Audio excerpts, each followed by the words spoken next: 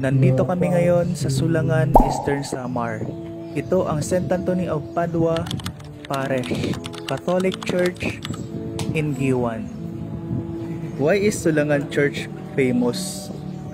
It is known to both the local and pilgrims because of being miraculous. St. Anthony is considered the patron saint for lost items, articles, people, or even spiritual goods. Many people go to the Sulangan Church to ask St. Anthony of Padua even the most impossible wishes, and the saint is believed to grant them.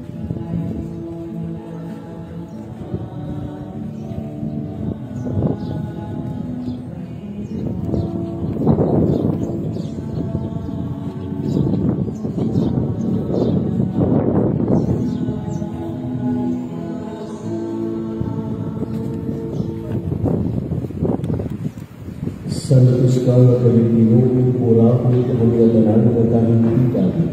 Sanggit na nanamuno kami, ng palusat mo ang Espiritu, base na sa puson ng iyong mga hanap, nga nitula amon, mahimon ka nga lawas, o dugo ni Jesucristo nga amon Ginoo. Sa niya iyan ang kamatayon, ang iyang kalugan.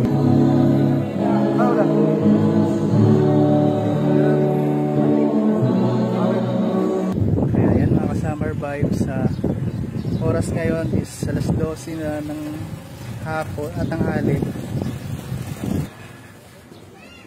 Tapos andun naman po yung yung mga kasama namin, sila tita. Nakasasakyan kasi sila. Kami nakamotor.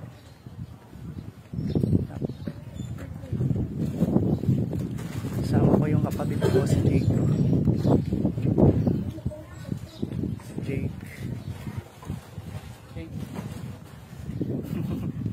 Ano nga ay usok. So ayan mga summer vibes, mayroon pa kami mga pupuntahan na lugar dito at samahan nyo kami. I-feel nyo na nandito rin kayo kasama namin. Okay.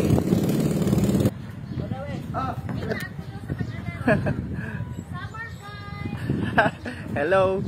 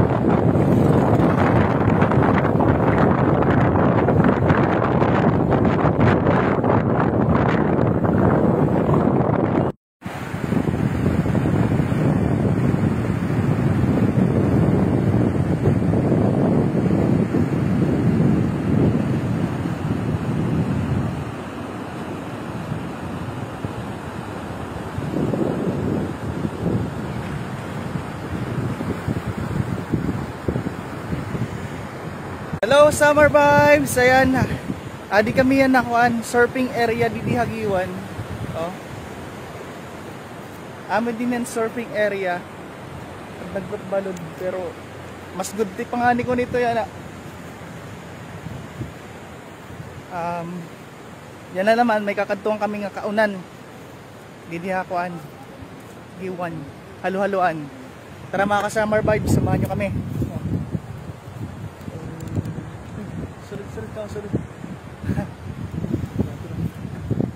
Summer vibes, ayan. Nandito tayo sa isang sikat na kainan dito sa Giwan Samar, Eastern Samar. Ito yung Sangkay, kaunan ni Sangkay. So kasama ko sila tita at ito yung nila, yung view dito sa labas. Pero ditong court, tsaka pwede doon sa taas. Dito sa tabi. Tapos dito naman is pwede rin pamilya.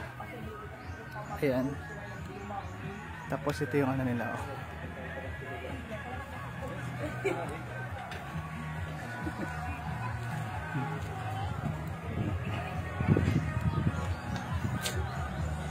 Tapos ito naman yung ano, dito sa loob. Maraming kumakain ngayon dito.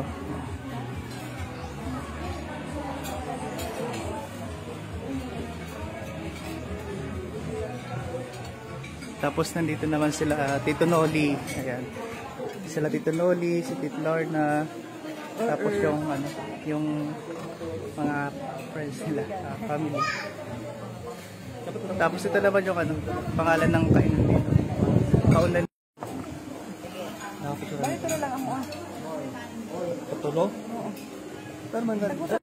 At ayan mga ka-Samar vibes, meron pa tayong pupuntahan na lugar dito sa Giwan Eastern Samar.